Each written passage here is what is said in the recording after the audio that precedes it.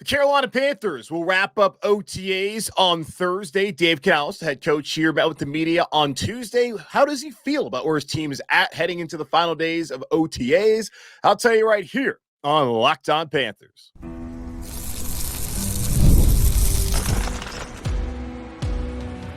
You are Locked On Panthers, your daily Carolina Panthers podcast. Part of the Locked On Podcast Network, your team every day. Welcome into another edition of the Locked On Panthers podcast, a part of the Locked On Podcast Network. I'm your host, as always, Julian Council, talking Carolina Panthers right now with you every Monday, Wednesday, and Friday as we are in off-season mode, but still, it's your team every day. You can decide to still listen to the show on Mondays and Tuesdays and Wednesdays and Thursdays and Fridays. You can just go back and listen to the same episode on Tuesday and Thursday when we don't have the podcast, but appreciate every single one of you who are tuning in today. Subscribe or follow the show for free on YouTube or wherever you listen to your favorite podcast. And be sure to follow me, Julian Council, on Twitter at Julian Council. Why? Because on Fridays, I'm still going to be doing the weekly Friday mailbag, guys. So either at me or DM me, please, to get those questions in for this week's edition of the weekly Friday mailbag right here on Locked On Panthers. Today's episode is brought to you by Game Time. Download the Game Time app, create an account, and use code LOCKEDONNFL for $20 off your first purchase. Terms apply. The Panthers will be wrapping up their 9th OTA practice on Thursday. 3 weeks of OTA practices that they've had over the last couple of weeks. They've already gone through 8. Tomorrow will be number 9. Then next week, they'll have mandatory minicamp for 3 days, probably only 2. Then they'll have about a 6-week hiatus to the start of training camp as we really get going into the 2024 NFL season. So Dave Canales, Panthers head coach, spoke to the media on Tuesday like he has the last couple of weeks, just providing an update on what's going on, how the team is progressing, and a few things that stood out to me from what he had to say on Tuesday at that availability. The first one, Miles Sanders. It is June 5th. Miles Sanders is still a Carolina Panther. He is someone we've talked about potentially being a post-June 1 cut. But really, after Sanders was able to get that $2 million roster bonus, which, hey, good for you, Miles. Certainly good for you for getting that money. After that happened, the Panthers didn't really gain all that much from moving off of him via release. Even if they traded him, I don't see how a team is going to be willing to trade for Miles Sanders without the Panthers having to give up whatever sort of capital that is. It doesn't seem to be the wisest thing. So right now, looking at it, Chuba Hubbard, obviously he's going to be one of your top backs. Jonathan Brooks, whenever he's healthy, he'll be that 1A or that 1B to Chuba Hubbard. Then Miles Sanders is here. Raheem Blackshear as well. They brought in Rashad Penny. I am curious to see what role he's expected to play in Carolina, if any role. I think he's probably more of a practice squad guy than someone they actually want to utilize this upcoming season. But Miles Sanders still sticking around for the time being, and I don't think they can only save $200,000 when it comes to salary cap. That's not a ton, and he still is a talented player, albeit one who did not have a great year last year. But he's coming to a system that they want to run the football. We'll see. I still believe the top 2 guys are Brooks and Hubbard. But TBD on all of that. Miles Sanders, though, has not been active at OTAs as he's been dealing with a heel injury, which apparently something that popped up a couple weeks ago, according to Dave Canales, trying to be really cautious with him, similar to what going on with Xavier Leggett. They don't want to have him out there pulling anything, getting any more further injuries as they prepare for him to be a big part of the offense this season.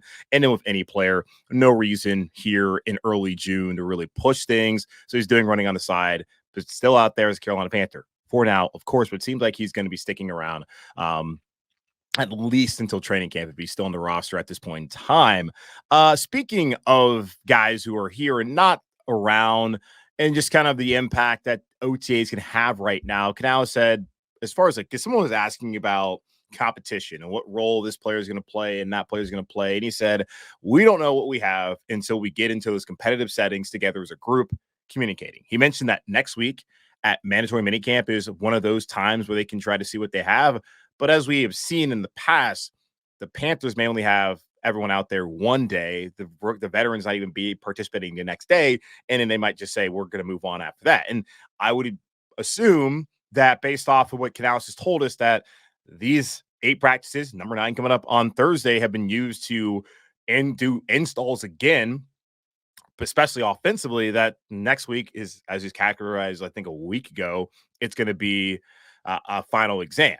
So I don't really know how much you're going to get competition wise out of next week, even though I would expect that players like Jadeveon Clowney and Caleb on Chason, Eddie Pinheiro will all be in attendance after missing the majority of this voluntary period. It's gone on over the last couple of weeks. So we'll see how that works out. But really, training camp, that's where all of the position groups will figure out what they have and who they have as being their top guys, their backups. And that's kind of why we had the conversation about OTAs, where it's important to be able to work your technique, get the communication down, to be active and participating with this period. But really, it's the fundamentals, all the competition and the stuff that matters in the end of like who's going to be the guy. That does not happen until you put the pads on. So yes, an important period of time for the coaches and for the players.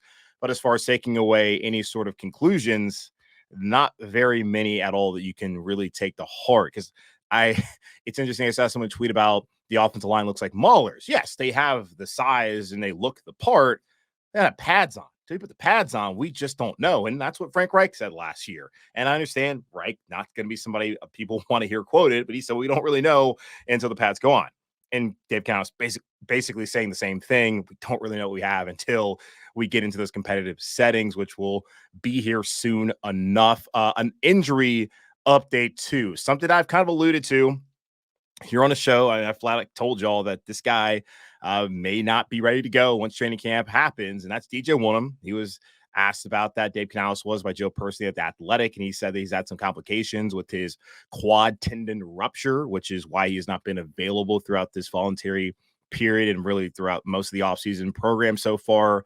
It sounds like to me the way that Canales phrased it, that he had a repair, then he had to go back and clean something up because he was having those complications. So that's not ideal. Again, had a conversation about 2 weeks ago with somebody, and they told me that one of them may not be ready to go when training camp happens. And now hearing from Dave Canales on Tuesday, that reiterates what I was basically told and been telling y'all the last couple of weeks since got that information.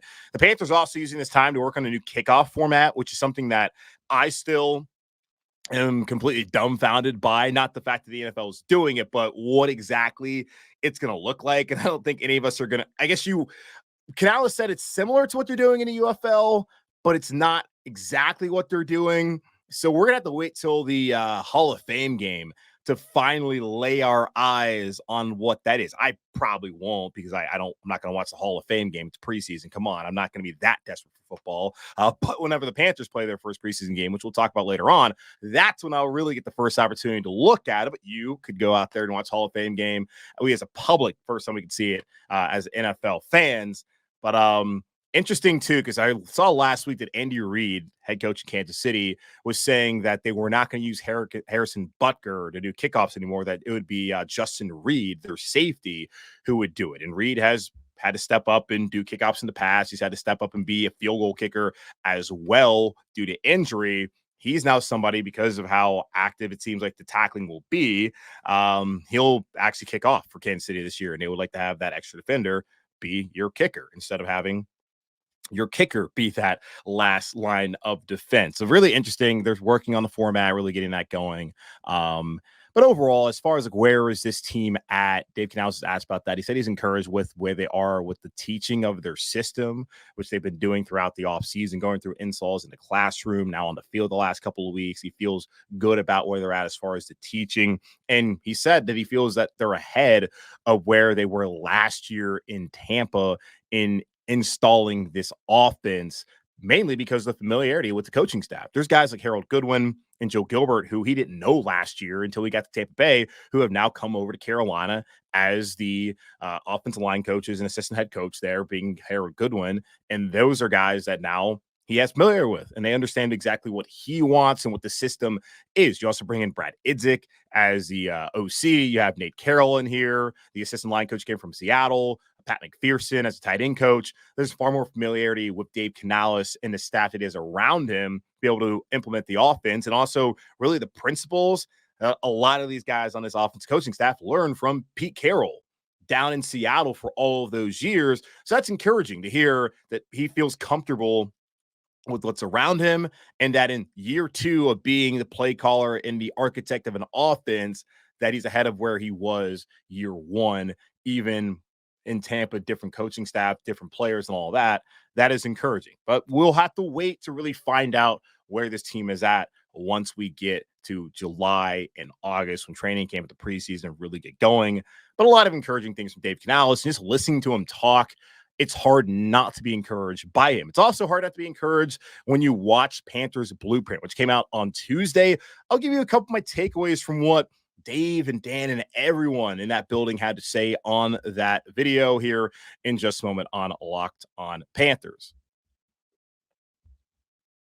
Game Time makes getting NBA Finals tickets even faster and easier. Prices on the Game Time app are actually going down the closer it gets to tip-off. With Carol last-minute deals, all-in prices, views from your receipt, and their lowest price guarantee, Game Time takes guesswork out of buying NBA tickets. And the finals finally get underway on Thursday. We're kind of sitting here in that weird gap between the Stanley Cup Finals and the NBA Finals actually happening. The Mavs, the Celtics, get your tickets over on Game Time. And when you do, you can save up to 60% off buying the last minute for sports, concerts, comedy, theater, etc.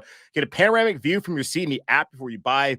Take the guesswork out of buying NBA Finals tickets with Game Time. Download the Game Time app, create an account, and use code LOCKEDONNFL for $20 off your first purchase. Terms apply. Again, create an account and redeem code LOCKEDONNFL. It's LOCKEDONNFL for $20 off. Download Game Time today. Last minute tickets, lowest price guaranteed. We had to wait for a while, but the Panthers have finally put out the blueprint this offseason, detailing all that's gone on with the head coaching hire of Dave Canales, Dan Morgan being elevated to the general manager role, all the coaches that have come in, and the new players that have come to Carolina. Something that's been kind of a tradition the last couple of years, even yours truly has been on the show before, as they took some stuff from the podcast and put it in there. And I did see at the end of it that they're deciding to give credit to people when they take away from their content. So that's very interesting. Good job for the Carolina Panthers for actually doing that this season. Either way, really, it's hard not to get hyped up when you watch this. And Andy Dalton talked about this on Tuesday, that everyone feels good at this point in the offseason. Everyone's going to win the Super Bowl. The vibes are great, but a lot of work still has to be done.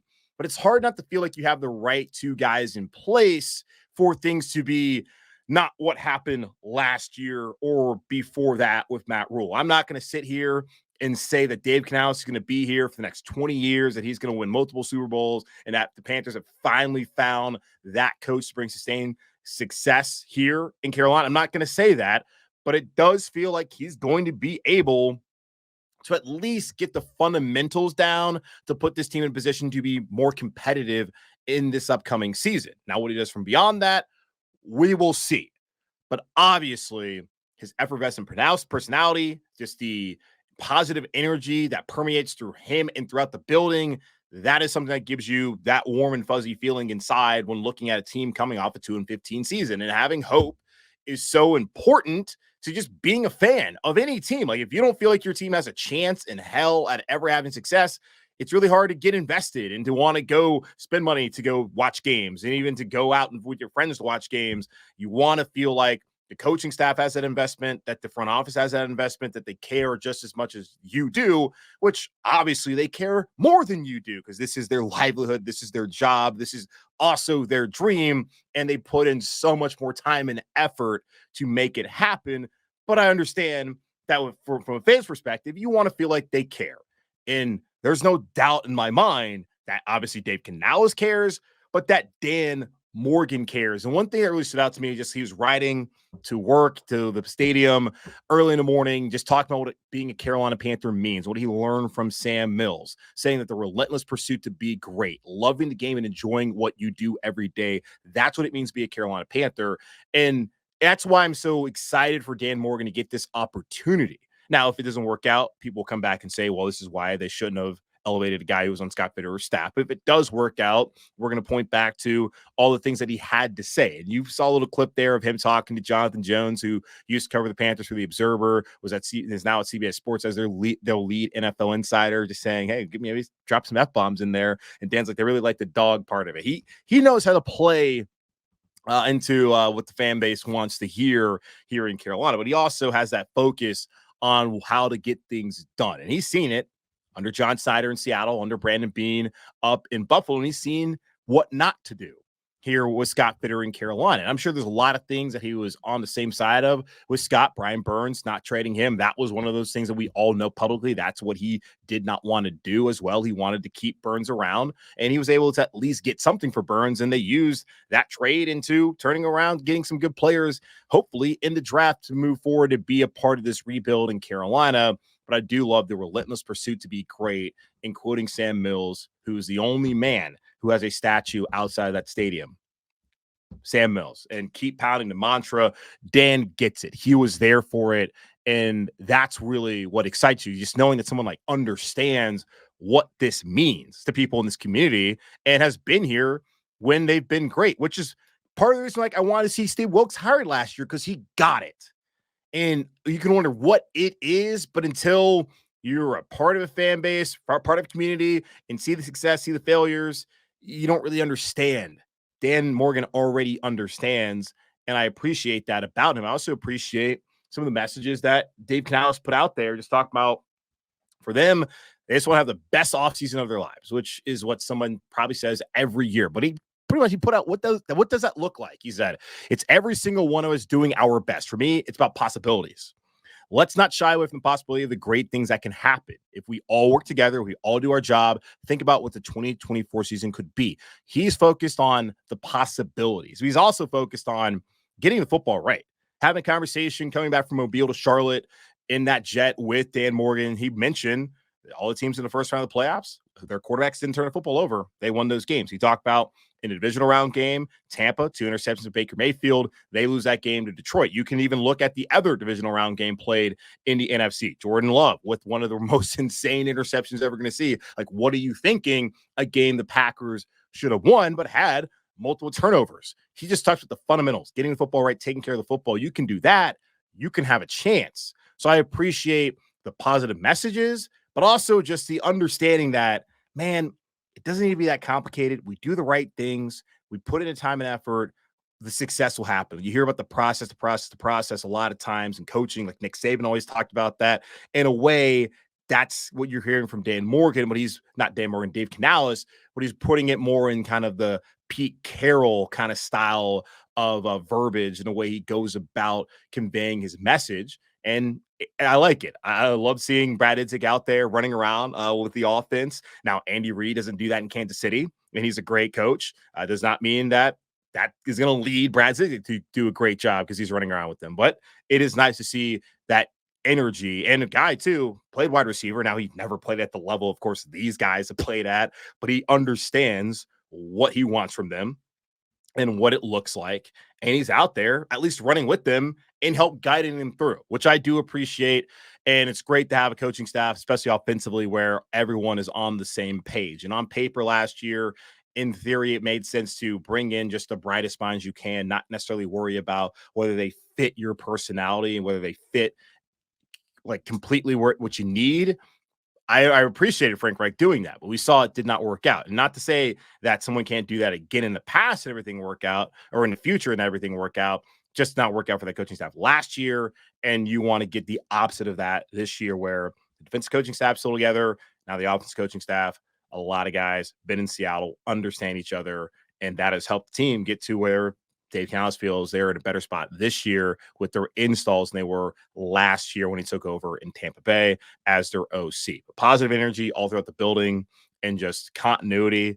Like, those are the two things that really stand out and have stood out throughout the offseason so far here in Carolina. So episode 1 of Panthers Blueprint out there on YouTube. So go watch that after checking out this show if you are watching right now on YouTube. Panthers preseason schedule has been released. Let's go through it for a second and also talk about a couple of other things here on Locked On Panthers.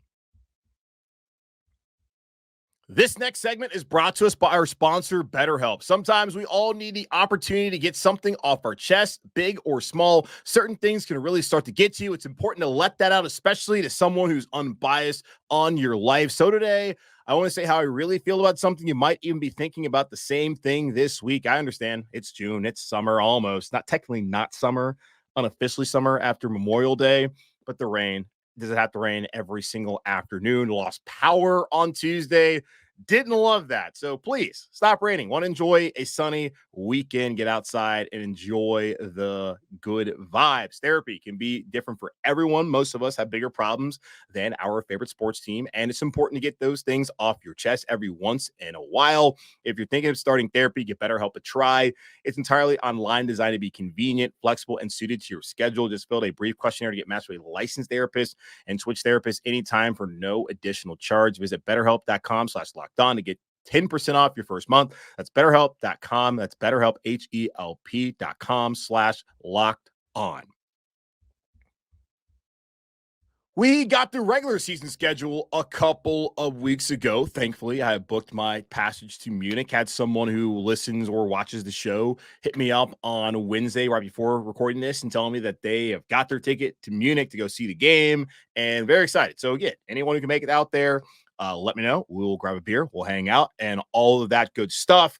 And I still, other than, I guess, going on the secondary market of Vivid Seats or paying an absorbent amount of money for On Location or the Roaring Riot, not saying the Roaring Riot's absorbing it, but On Location is, I don't really know how to get tickets to go see the Panthers overseas in Munich as of right now. I'm sure that there'll be more information that comes out, but I will keep you posted. But what I do know is the Panthers will be playing 3 games in a preseason, and one of those will be at home. So after holding training camp in Charlotte for the first time ever, which is going to be weird that they're doing that. It's not going to be in Wofford and the Fieldhouse too. That's one of the things about the whole stadium proposal that was mentioned. The hope was Panthers going to have an indoor facility that would be available to them for training camp, but apparently they're not going to start construction until after training camp, which is yikes, not great. Maybe going to be back to practicing in a ballroom like they had to do under the big cat, Jerry Richardson. Not ideal. Adam Thielen did have some words about the Panthers having the worst facilities in the NFL. He did mention, well, they wanted to build the whole Rock Hill thing, which I believe would have had training camp for the first time in Charlotte, I guess Rock Hill this summer, but that, of course, did not work out. Hopefully the whole stadium stuff will work. I mean, it's going to happen, whether you're for it or against it. It will be nice, I guess, to have the renovations and all of that. It's immaterial to what happens on the field.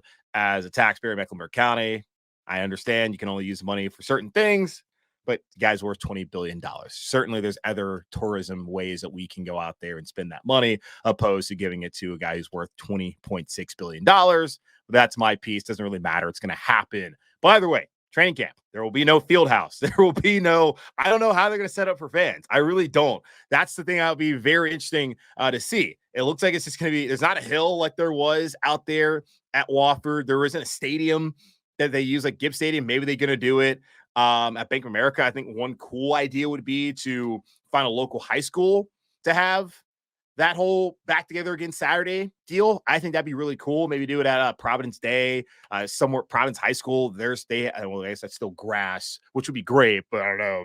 Does Tepper want them practicing on an artificial surface or on grass? But there's places to do it. AK, there's high schools in the area. I think that'd be really cool if you did something like that. So there's a free idea for you, Dave, and for the Panthers if you want to do something like that. I think that'd be really cool, and you could do it in the stadium, of course. But I mean, they usually do that too for Fan Fest, but maybe find another way to kind of make it more niche, localized, like at high school. I don't know. Okay, either way. Preseason opens at New England on Thursday, August 8th at 7 p.m., which is pretty cool. Panthers playing primetime. Hey, people said there's no primetime games. That's not true. They have a primetime game to open up preseason against the Patriots. So Drake May, who was selected 3rd overall out of North Carolina, Charlotte native, went to Myers Park High School. He's not starting right now. Apparently he's not the starter in New England as of right now. Jacoby Brissett is. So the Panthers will face off against the Patriots on the road. Does not appear they'll be having a joint practice with New England, but they will have a joint practice with Robert Saleh's Jets. They'll play them on Saturday, August 17th at 7 p.m. in Uptown Charlotte. So that is the only home game of the preseason, and good that they're going to have joint practices. Love that aspect of it. And I hope that they can figure a way to do that with New England or with Buffalo if that's possible. But if not, and I would think Buffalo would be, because of Dan Morgan's relationship. Now, Dave Canales' relationship with the coaching staff is also very important, as he has the relationship dating back to Seattle with Saleh.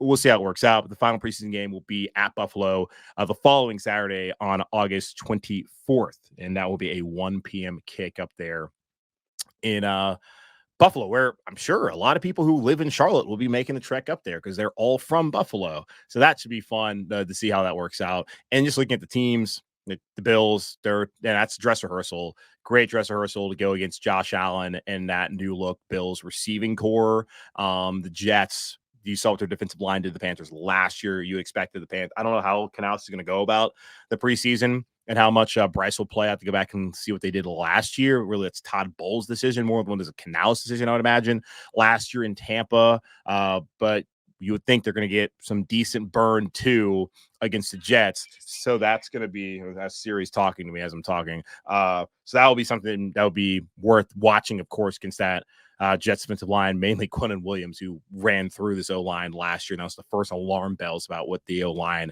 was unfortunately going to do that season. Going to New England.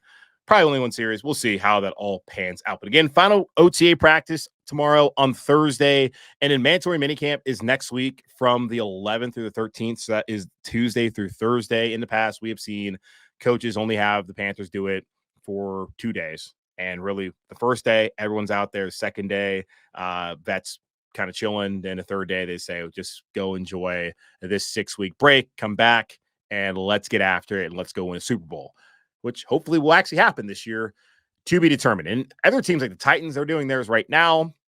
I do wonder if Carolina wishes that they did theirs earlier. I don't know how that schedule really works out. That's the case here in Carolina as preseason schedules open, has been released, and mandatory minicamp going on next week. But that's going to wrap up this edition of the Locked On Panthers podcast, a part of the Locked On Podcast Network. Again, hosted by yours truly, Julian Council. Again, y'all subscribe, follow the show for free on YouTube or wherever you listen to your favorite podcast. And be sure to follow me, Julian Council, on Twitter at Julian Council, where on Friday, I'll be back to answer your weekly Friday mailbag questions. So any questions you have about OTAs wrapping up, when the Panthers are headed into this off-season stretch, please get those questions into me right now, as I will answer them on Friday's show. But in the meantime, be safe, be happy, be whole, and I'll talk to y'all, of course, on Friday.